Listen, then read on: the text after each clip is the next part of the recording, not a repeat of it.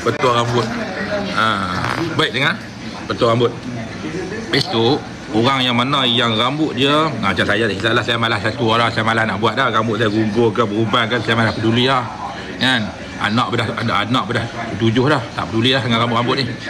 Tapi orang yang mana yang rambut dia gugur, yang mana rambut dia berkuping-kuping keluar kan, macam mana, macam apa kan? Macam kalau momor berkuping-kuping kan? Kemudian tu rambut dia gugur kan. Macam mana kita nak bagi rambut tu naik balik? Ubi rambut menyebabkan rambut tu mati dan gugur.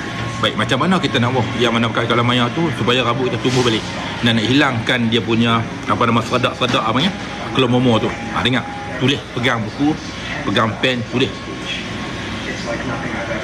Besok pergi cari tanduk lembu. Tanduk lembu orang buang, tanduk lembu orang buang, kata orang tak tahu khasiat dia banyak. Ambil tanduk lembu tu, bakar sampai jadi arang. Salam. Bakar sampai jadi arang, tumbuk sampai hancur. Kemudian ambil minyak kelapa, masak minyak kelapa tu sampai mendidih, sampai panas, tuang tanduk lembu yang kita bakar arang dalam tu. Kita goreng apa tanduk lembu yang jadi arang tu. Kemudian tu kita ambil akap tuba, cukup rasa, kita rasa sedap lah kan. Jangan banyak sangat, jangan agak kalau takkan minyak satu botol, akap tuba kurang satu cekak. Potong elok, masuk dalam tu, goreng. Bila goreng sampai dia keluar asap putih lah. Kemudian tu tutup api, tunggu sampai dia sejuk.